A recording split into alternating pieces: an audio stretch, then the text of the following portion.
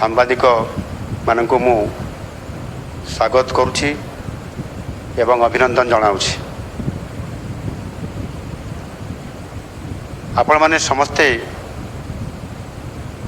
ନିଶ୍ଚିତ ଭାବରେ ଆଜିର ଯେଉଁ ପ୍ରେସ୍ ମିଟ୍ କାର୍ଯ୍ୟକ୍ରମ କରାଯାଉଛି ଏ ବାବଦରେ ପ୍ରାୟତଃ ସମସ୍ତ କଥା ଅବଗତ ଅଛନ୍ତି, କିନ୍ତୁ ଇଏ ଯେହେତୁ ଏକ ବିଶେଷ ଆମ ବର୍ଷ ପୂର୍ତ୍ତି ଏ କାର୍ଯ୍ୟକ୍ରମର ଏକ ଅଙ୍ଗ, ସେଥିପାଇଁ ଆପଣମାନଙ୍କର ସହିତ ଏ କାର୍ଯ୍ୟକ୍ରମରେ ଯୋଡ଼ି ହେବା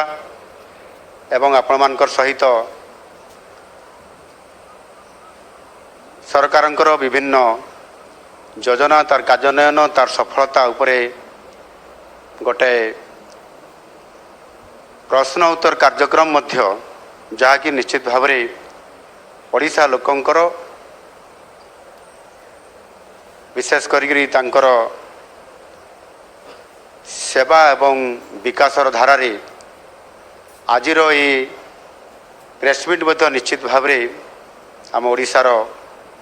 ସମୃଦ୍ଧ ଓଡ଼ିଶା ଗଠନର ଗୋଟେ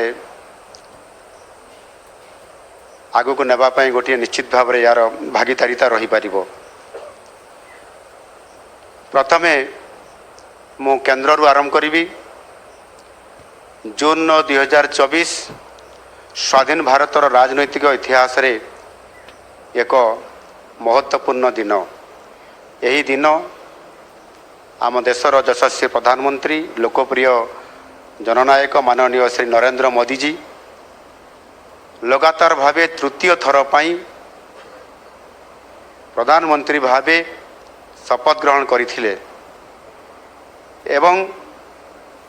ଗତକାଲି ମୋଦିଜୀଙ୍କ ଦ୍ୱାରା ନେତୃତ୍ୱାଧୀନ ସରକାର ସଫଳତାର ସହିତ 11 ବର୍ଷ ପୁରା କରିଛନ୍ତି ଏବଂ ତାହା ସହିତ ତୃତୀୟ ପାଳିର ପ୍ରଥମ ବାର୍ଷିକୀ ପୂରଣ ମଧ୍ୟ କରିଛନ୍ତି। ଆମେ ସମସ୍ତେ ଜାଣିଛନ୍ତି 26 ମେ 2014 ଇଏ ପ୍ରଥମ ଥର ପାଇଁ ଶପଥ ନେଇଥିବା ମୋଦି ସରକାରଙ୍କର ସଫଳତା ନିଶ୍ଚିତ ଭାବରେ ଏକ ସ୍ୱର୍ଣ୍ଣାକ୍ଷରରେ ରଚିତ ହୋଇକି ରହିବ। ୟା ପୂର୍ବରୁ ଏକ ଦୁର୍ନୀତିଗ୍ରସ୍ତ ଅପାରଗ ଏବଂ ସାରା ଦେଶରେ ଖେଳି ଯାଇଥିବା ନକାରାତ୍ମକ ଭାବନା ବଦଳରେ ଏକ ଆଶାର ଆଲୋକ ଖେଳି ଯାଇଥିଲା। ଲୋକଙ୍କର ଆଶା ଭରସାକୁ ମୋଦି ସରକାର ଅତୁଟ ରଖିବାରେ ସମର୍ଥ ହୋଇଥିଲା। ଲୋକଙ୍କର ଆଶାକାଂକ୍ଷାକୁ ପୂରଣ କରିବାରେ ମାନନୀୟ ମୋଦିଜୀ ମଧ୍ୟ ସମ୍ପୂର୍ଣ୍ଣ ଭାବରେ ସମର୍ଥ ହୋଇଥିଲେ। ଏହି 11 ବର୍ଷର ସଫଳତାର ତାଲିକା ବହୁତ ଲମ୍ବା ଏବଂ ଯୁଗାନ୍ତକାରୀ, କିନ୍ତୁ ମୁଁ ଯଦି ଏହାକୁ ଅତି ସଂକ୍ଷେପରେ କହିବା ପାଇଁ ଚାହିଁବି ତାହେଲେ ବିଶେଷ କରିକି ଆମ ଦେଶର ସାମାଜିକ ରାଜନୈତିକ ଏବଂ ଅର୍ଥନୈତିକ ଅବସ୍ଥାରେ ଅଦ୍ଭୁତପୂର୍ବ ଭାବେ ପରିବର୍ତ୍ତନ ଆସିଥିଲା। ଦେଶରେ ଏକ ସ୍ଥିର ଶାସନ ସହିତ ଦେଶ ପାଇଁ ତଥା ବ୍ୟକ୍ତିଗତ ସ୍ତରରେ ବହୁତ ଲୋକଙ୍କୁ ଏଥିରେ ଫାଇଦା ମିଳିଥିଲା। ତେଣୁ ଦେଶ କଥା କହିଲେ ମୋଦି ସରକାରଙ୍କର ସବୁଠାରୁ ବଡ଼ ଉଲ୍ଲେଖନୀୟ ସଫଳତା ହେଉଛି ସମ୍ବିଧାନର ଅନୁଚ୍ଛେଦ 370ର ଉଚ୍ଛେଦ କରି ଜମ୍ମୁ ଓ କାଶ୍ମୀରକୁ ଦେଶ ସହିତ ସମ୍ପୂର୍ଣ୍ଣ ଭାବରେ ଯୋଡ଼ିବା ବା ଇଣ୍ଟିଗ୍ରେଟ୍ କରିବା, ଦେଶର ମହିଳାଙ୍କର ରାଜନୈତିକ ସଶକ୍ତିକରଣ ପାଇଁ ନାରୀ ଶକ୍ତି ବନ୍ଧନ ଅଧିନିୟମ, ଟ୍ରିପୁଲ ତଲାକର ଉଚ୍ଛେଦ, ଦେଶରେ ଏକକ GSTର ପ୍ରଚଳନ ଏବଂ 2020ର ଶେଷ ଏବଂ 2021ର ଆରମ୍ଭରେ ସାରା ବିଶ୍ୱକୁ ଯେଭଳି ଭାବରେ କୋଭିଡ଼ ଆକ୍ରମଣ କରିଥିଲା ତା ବିରୁଦ୍ଧରେ ଲୋକଙ୍କୁ ସୁରକ୍ଷା ଦେବା, ଏଭଳି ଏକ ଗୁରୁତ୍ୱପୂର୍ଣ୍ଣ ଭୂମିକା ମୋଦି ସରକାରଙ୍କର ଦ୍ୱାରା ଗୋଟିଏ ପରେ ଗୋଟିଏ ଏ ଯୋଜନାକୁ କାର୍ଯ୍ୟକାରୀ କରିବା ଏବଂ ଲୋକଙ୍କୁ ସୁରକ୍ଷିତ ଦେବା। ଏବଂ ଯେଉଁ କଥା ମୁଁ କହୁଥିଲି जे जो अद्भुतपूर्व परिवर्तन होइछि सेथिरे यदि आम या आउ टिके सूक्ष्म भाव में देखा ताहले व्यक्तिगत स्तर सफलता जो थे विश्व बैंक जो रिपोर्ट एवं आसी ये सद्यतम रिपोर्ट अनुसार 13 वर्ष मध्य देशर अत्यधिक दारिद्र्य बास करुवा लोकंकर संख्या 27.1% रु 5.3% को ह्रास पाई अर्थात 27 कोटी लोक अत्यंत दारिद्र्य ताड़न मुक्त हो पारिछंती मोदीजींकर शासन रे। गोटे मापदंड आपण मैंने मोदी सरकार साधारण जनता विकास विषय रे निश्चित भाव रे आपण मैंने जदि तुलना करेंगे ताऊपर आलोचना करेंगे ताले निश्चित भाव रे जानी पारिबे। आज केंद्र में प्रतिष्ठित मोदी सरकार तृतीय पाड़ी जो प्रथम वर्ष पूरण होती गतकाली एवं ये अवसर जदि आम देखा लोकंकर तांकर जीवन शैली लाइफस्टाइल निश्चित भाव रे पूर्व अपेक्षा बहुत गोटे परिवर्तन होइछि। ता भितर विभिन्न योजना जेपरि कि लोकं को स्वास्थ्य क्षेत्र में आयुष्मान भारत जन आरोग्य योजना प्रधानमंत्री किसान सम्मान निधि योजना जहाँकि कृषक मान सशक्तकरण करिबारे एवं सर्वोपरि जो माने दिन थिला रोटी कपड़ा और मकान रो जो नारा ये शब्दर कथा को अनेक समय चर्चा आलोचना करा परे मध्य साधारण गरीब लोक मान को समान को छात घरटीए देवार बड़ कष्ट थिला एवं स्वप्न थिला सेथिपाई प्रधानमंत्री आवास योजना लागू करिबा स्वच्छ भारत योजना रे जेभली भाव में जुगान्तकारी पदक्षेप नहीं भारत वर्षर विभिन्न सहर ठारू आरंभ करी बजार ठू आरंभ करी पंचायतर हेडक्वार्टर पर्यंत विभिन्न जगार ये कार्यक्रम को करने द्वारा एक जुगान्तकारी पदक्षेप नेबा नूतन जातीय शिक्षा नीति 2020 को आडप्ट करिबा जनधन योजना माध्यम समस्त को से डीबीटी माध्यम लोकंकर विभिन्न योजना को तांकर अकाउंट्स को पठेबारे एक रेकर्ड परिमाण ऐतिहासिक एक सफल रूपायन करिबा बेटी बचाओ बेटी पढ़ाओ ये कार्यक्रम माध्यम गोटाए झीर सुरक्षा सहित ताकू किभली भाव में शिक्षा क्षेत्र में अग्रणी लाभ करवा यही भाव में अनेक योजना अच्छी जहाँकि आज भारत वर्ष रे एक वैप्लविक परिवर्तन आनिबारे आज बहुत बड़ा भूमिका मोदीजी सरकार द्वारा ये संभव हो पारी।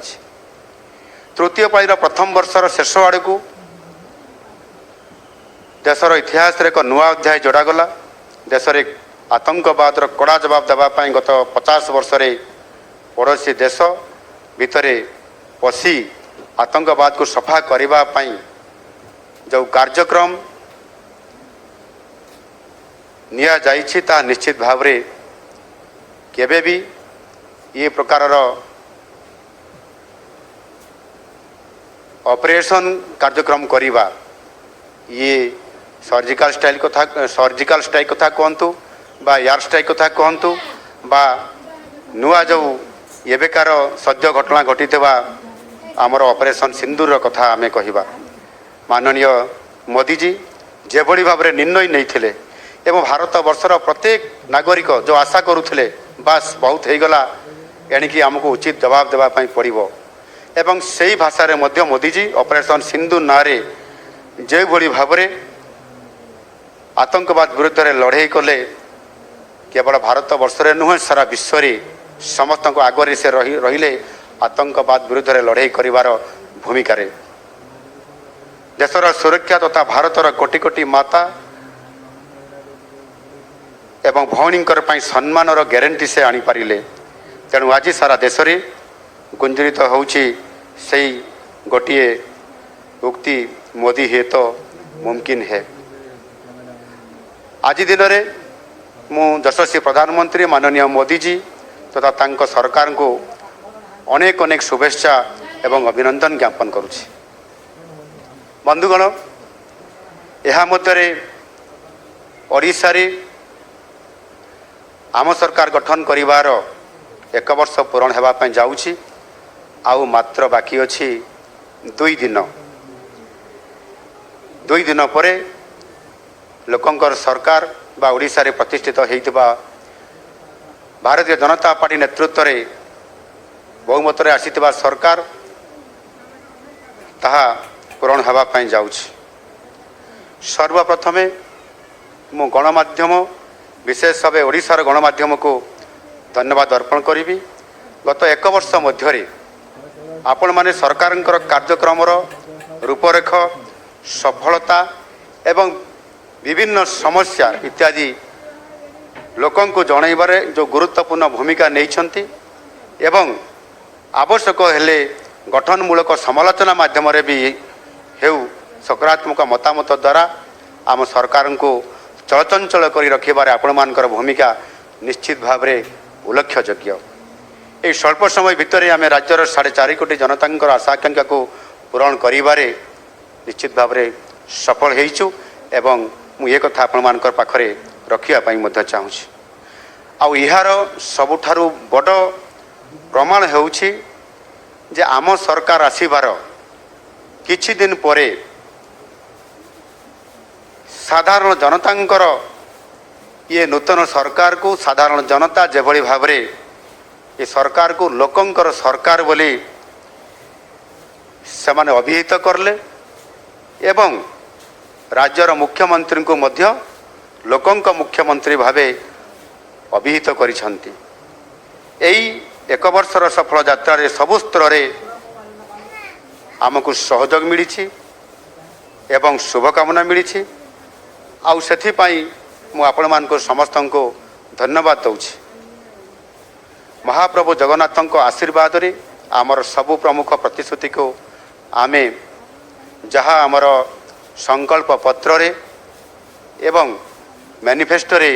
स्थानित करा जाइथिला आमर शीर्ष नेतृत्व जो आमको संकल्प पत्र रे स्थान देइथिले जे लोकंकर आशा और आकांक्षा को पूरण करिवार प्रमुख प्रतिश्रुति को किभली भाव में पूरण करा जिवो आम सरकार जदि आसीबो एवं वास्तव में जेते बड़े आम सरकार आसिला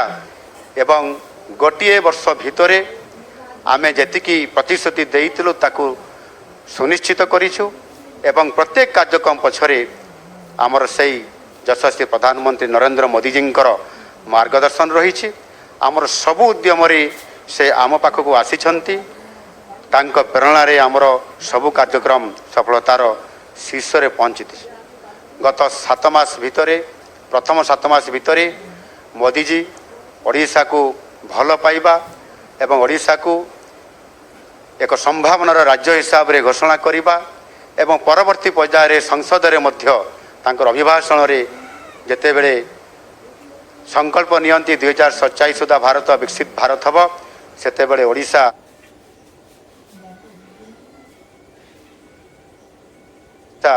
एक ग्रोथ इंजन हिसाब रे काम करिवो। ये प्रकार तांकर आम ओडिशा प्रति भल पाइबा निश्चित भाव रे आज आमको आहरी अधिक चलचंचलगामी कराइछि एवं से अनुसार तांकर आमको भल पाइबा आउ गोटे पाद आग को जाई आगामी 20 तारीख रे मध्य से 6ठ थर पाई ओडिशा आसीबे एवं ओडिशावासी सेवा करिवा पाई आमको प्रेरणा देवे। तांकर एही अकुंठ समर्थन एवं निरंतर सहयोग मार्गदर्शन पाई मु एही अवसर रे यशस्वी प्रधानमंत्री को हृदय धन्यवाद प्रदान करुछि। गत वर्ष जून 4 तारीख संध्यारे प्रथम कैबिनेट रे जून 12 तारीख रे गत वर्ष जून 12 तारीख संध्यारे प्रथम कैबिनेट रे निया जाइथिबा 4टी गुरुत्वपूर्ण निष्पत्ति जेपरी सुभद्रा योजना धान किणा बाबद को अधिक 800 टंका प्रदान श्रीमंदिर 4 द्वार खोलिबा एवं 500 कोटी टंकार कॉर्पोरेट फंड गठन करिबा श्रीमंदिर पुरी पाई ये भली 4टी कैबिनेट रे शपथ पाठ उत्सवर गोटे घंटा पर कैबिनेट बसिबा एवं कैबिनेट रे अनुमोदन परे संध्यारे पुरी को समस्त मंत्री परिषद सदस्य मानकर सहित पुरी को ଯିବା ରାତିରେ ରହିଲା ପରେ ପାହାନ୍ତାରୁ ଉଠି ମଙ୍ଗଳ ଆରତୀ ସମୟରେ ପୁରୀ ଶ୍ରୀମନ୍ଦିରର ଚାରିଦ୍ୱାର ଖୋଲିବା ଇଏ ନିଶ୍ଚିତ ଭାବରେ ଓଡ଼ିଶା ରାଜନୀତି ଇତିହାସରେ ଏକ ଗୁରୁତ୍ୱପୂର୍ଣ୍ଣ ମୁହୂର୍ତ୍ତ ଥିଲା। ଏହିଭଳି ଭାବରେ ଆମ ସରକାର ଉଦ୍ୟମରତ 12 ମାସର ନିରନ୍ତର ଭାବରେ ଦିନ ରାତି ଏକ କରି ବିଭିନ୍ନ କାର୍ଯ୍ୟକ୍ରମକୁ ଆମେ ଗୁରୁତ୍ୱ ଆରୋପ କରିଥିଲୁ ଏବଂ ସେ ଭିତରେ ଯେଉଁ ପ୍ରଥମ 4ଟି ଆମର ଗୁରୁତ୍ୱପୂର୍ଣ୍ଣ ନିଷ୍ପତ୍ତି ଥିଲା ସେଥିରେ ମହିଳା ସଶକ୍ତିକରଣ, ଯେଉଁଥିରେ କି ଆମେ ମହିଳାମାନଙ୍କୁ ସଶକ୍ତକରଣ କରିବା ପାଇଁ ଯାଇ ଯେଭଳି ଭାବରେ ଆମେ ସେମାନଙ୍କୁ ଆର୍ଥିକ ସହାୟତା ପ୍ରଦାନ କରିବା ସହିତ ବିଭିନ୍ନ ସଶକ୍ତକରଣ ଯୋଜନାରେ ଯୋଡ଼ିବା ଏବଂ ତାଙ୍କୁ 50,000 ଟଙ୍କା 5 ବର୍ଷରେ ଦେବାର ଯେଉଁ ଘୋଷଣା ଅନୁସାରେ ପ୍ରତିବର୍ଷରେ 2ଟି କିସ୍ତିରେ 10,000 ଆର୍ଥିକ ସାହାଯ୍ୟ ପ୍ରଦାନ କରିବା ଏବଂ ସେମାନଙ୍କୁ ତାଙ୍କ ରିଭଲଭିଂ ଫଣ୍ଡକୁ ବୃଦ୍ଧି କରିବା ଏବଂ ତାଙ୍କର କମ୍ୟୁନିଟି ଫଣ୍ଡକୁ ମଧ୍ୟ ବୃଦ୍ଧି କରିବା ଏବଂ ତା ସହିତ ସେମାନଙ୍କୁ କିଭଳି ଭାବରେ ଆଗାମୀ ଦିନରେ ଲକ୍ଷପତି ଦିଦି ହେବାରେ ବଡ଼ ଭୂମିକା ସେମାନେ ନେଇପାରିବେ ଆଉ ସେଥିପାଇଁ ସରକାରଙ୍କର ପ୍ରତ୍ୟକ୍ଷ ଭାବରେ ତାଙ୍କୁ ସହଯୋଗ କରିବା ଫଳରେ ଆଜି ତାର ଏକ ନିଶ୍ଚୁକ ପ୍ରମାଣ ହେଉଛି ଯେ ଯାହା ପ୍ରଧାନମନ୍ତ୍ରୀ ଆହ୍ୱାନ କରିଥିଲେ ଲକ୍ଷପତି ଦିଦି କିଭଳି ଭାବରେ ଅଧିକ ଓଡ଼ିଶାରେ ଆଗକୁ ବଢ଼ିବ ଏବଂ ଏ ଅର୍ଥ ଯେତେବେଳେ ଆମେ ଗୋଟିଏ ବର୍ଷରେ 2ଟି କିସ୍ତିରେ 10,000 ସୁଭଦ୍ରା ଭଉଣୀ ଏବଂ ମହିଳାମାନଙ୍କୁ ଆମେ ପ୍ରଦାନ କଲୁ ଏବଂ ପରବର୍ତ୍ତୀ ପର୍ଯ୍ୟାୟରେ ଯେତେବେଳେ ଆମେ ଗ୍ରାଉଣ୍ଡର ରିପୋର୍ଟ ଆଣିଲୁ ଦେଖିଲୁ ଯେ ବାସ୍ତବିକ ସମସ୍ତ ମହିଳା ଏବଂ ମାଆମାନେ ସେ ଅର୍ଥକୁ ସେମାନଙ୍କର ଛୋଟ ଛୋଟ ବ୍ୟବସାୟରେ ବିଭିନ୍ନ କାର୍ଯ୍ୟକ୍ରମରେ ସେମାନେ ତାକୁ ଇନଭେଷ୍ଟ କରିଛନ୍ତି ଏବଂ ତାହାର ଫଳସ୍ୱରୂପ ଯେଉଁ ରେଜଲ୍ଟ ଆସିଲା ଯେ ସେଥିରେ ଲକ୍ଷପତି ଦିଦି ହେବାର ବହୁତ ବଡ଼ ଭୂମିକା ଆଜି ଭାରତ ବର୍ଷରେ ଓଡ଼ିଶା ପ୍ରଥମ ସ୍ଥାନ ଅଧିକାର କରିବା ଏବଂ ଆମ ଟାର୍ଗେଟକୁ ଆମେ 100% ତାର ସଫଳତା ଆଣିବା ଅର୍ଥାତ୍ 17 ଲକ୍ଷ ଲାଖପତି ଦିଦି ଯାହାକି 3 ଲକ୍ଷରୁ 4 ଲକ୍ଷ ଭିତରେ ଥିବା ଲାଖପତି ଦିଦି ବନେଇବା ବା ଏ କାର୍ଯ୍ୟକ୍ରମ ଭିତରେ ସେମାନେ 17 ଲକ୍ଷ ଜଷ୍ଟ ପାଖାପାଖି ଏ ସ୍ତରକୁ ପହଞ୍ଚିକି ଭାରତ ବର୍ଷରେ ପ୍ରଥମ ସ୍ଥାନ ଅଧିକାର କରିବା ଏବଂ ମାନନୀୟ ପ୍ରଧାନମନ୍ତ୍ରୀଙ୍କର ଦ୍ୱାରା ଉଚ୍ଚ ପ୍ରଶଂସିତ ହେବା ଇଏ ଗୋଟେ ତାର ନିଚ୍ଛୁକ ପ୍ରମାଣ। ଆଜି ଗୋଟିଏ ବର୍ଷ ଭିତରେ ଆମ ସରକାରର ଲୋକଙ୍କ ସରକାରର ସବୁଠାରୁ ବଡ଼ ସଫଳତା ଆଜି ଆମ ପାଖରେ ପହଞ୍ଚି ପାରିଛି। ଆଜି 17 ଲକ୍ଷ ଲାଖପତି ଦିଦି ଆମେ କରାଇ ପାରିଛୁ। ଠିକ୍ ସେଇଭଳି ଭାବେ କୃଷି କ୍ଷେତ୍ରରେ ଯେଉଁଠି ପ୍ରାକୃତିକ ବିପର୍ଯ୍ୟୟ ଓଡ଼ିଶାରେ କେତେବେଳେ ବନ୍ୟା କେତେବେଳେ ବାତ୍ୟା କେତେବେଳେ ବିଭିନ୍ନ ପ୍ରକାରର ପ୍ରାକୃତିକ ବିପର୍ଯ୍ୟୟ ଯେତେବେଳେ ଆସିଥାଏ ତାର କଡ଼ା ମୁକାବିଲା କରିବାରେ ବିଗତ ଦିନରେ ସରକାରମାନେ ଅସଫଳ ହେବା ଏବଂ ଆମ ସରକାର ଆସିଲା ପରେ କୃଷି କ୍ଷେତ୍ରରେ ଏକ ବୈପ୍ଳବିକ ପରିବର୍ତ୍ତନ ଆଣିବା ପାଇଁ କୃଷକ ସମୃଦ୍ଧ କୃଷି ଯୋଜନା ଆମେ ଆଣିଲୁ ଏବଂ ଚଳିତ ବର୍ଷ 2025-26 ଆର୍ଥିକ ବର୍ଷରେ କୃଷିକୁ ପ୍ରାଧାନ୍ୟ ଦେବା ପାଇଁ ଯାଇ ଆମେ ରେକର୍ଡ 37,838 କୋଟି ଟଙ୍କାର ବଜେଟରେ ପ୍ରାବଧାନ ରଖିଛୁ। ଏଥିରେ କୃଷି ଏବଂ କୃଷି ସହିତ ଯେଉଁ ରହିଲା ମତ୍ସ୍ୟ ଏବଂ ପ୍ରାଣୀ ସମ୍ପଦ ଜଳସେଚନ ଏବଂ ତା ସହିତ ସମବାୟ ଇଏ ଗୋଟିଏ ସମସ୍ତ କୃଷି ବିଭାଗ କୃଷି ବଜେଟ୍ ଅଧୀନରେ ଆସୁଛି ଏବଂ ସେଥିପାଇଁ ଆଗରୁ ଏତେ ପରିମାଣର ଅର୍ଥ କେବେ ବ୍ୟବସ୍ଥା କରାଯାଇନଥିଲା ଏବଂ ସେଥିପାଇଁ ଆମେ କୃଷକମାନଙ୍କୁ ସେମାନଙ୍କର ଆୟରେ ବୃଦ୍ଧି କରିବା ଦ୍ୱିଗୁଣିତ କରିବା ବହୁଗୁଣିତ କରିବା ଏହାକୁ ଗୁରୁତ୍ୱ ଆରୋପ କରି ପ୍ରଥମ ଥର କରି ସେମାନଙ୍କୁ ଆମେ ଯେଉଁ ଧାନ କିଣାରେ 800 ଟଙ୍କା ଇନପୁଟ୍ ଆସିଷ୍ଟାଣ୍ଟ ପର୍ କ୍ୱିଣ୍ଟାଲରେ ଆମେ ଦେଇ ନିଶ୍ଚିତ ଭାବରେ ଭାରତ ବର୍ଷରେ କୃଷକଙ୍କୁ ଓଡ଼ିଶାରେ ସାହାଯ୍ୟ କରିବାର ବଡ଼ ଭୂମିକା ନେଇଛୁ। କେନ୍ଦ୍ର ସରକାରଙ୍କର ମାନନୀୟ ଯଶସ୍ୱୀ ପ୍ରଧାନମନ୍ତ୍ରୀ ନରେନ୍ଦ୍ର ମୋଦିଜୀଙ୍କର ଯେଉଁ PM ସମ୍ମାନ ନିଧି ଯୋଜନାରେ 6,000 ଟଙ୍କା ବର୍ଷକୁ ମିଳିବା ତା ସହିତ CM କିଷାନ ଓଡ଼ିଶାର ନିଜସ୍ୱ ଯୋଜନାରେ 4,000 ଟଙ୍କା ଯୋଡ଼ିବା ଏବଂ ଅନସିଜନେବୁଲ ରେନ୍ ଯେଉଁଟା ଅଦିନିଆ ବର୍ଷା କହୁଛନ୍ତି ଶସ୍ୟ ଉତ୍ପାଦନ ସମୟରେ ଯେଉଁ ଅଦିନିଆ ବର୍ଷା ହେବା ଫଳରେ ଶସ୍ୟ କ୍ଷେତରେ ରହିଯାଏ ଏବଂ କ୍ଷତି ହୋଇଥାଏ କ୍ଷତି ପୂରଣ କରିବା ପାଇଁ ସରକାର ପାଖରେ ରିଲିଫ କୋଡ଼ରେ ତାହାର ସ୍ୱତନ୍ତ୍ରତା ନଥିଲା। ଆମ ସରକାର ଆସିଲା ପରେ ରାଜନୀତି ଇତିହାସରେ ଓଡ଼ିଶାରେ ପ୍ରଥମ ଥର କରି ରିଲିଫ କୋଡ଼ରେ ପରିବର୍ତ୍ତନ କରିବା ଏବଂ ଏହାକୁ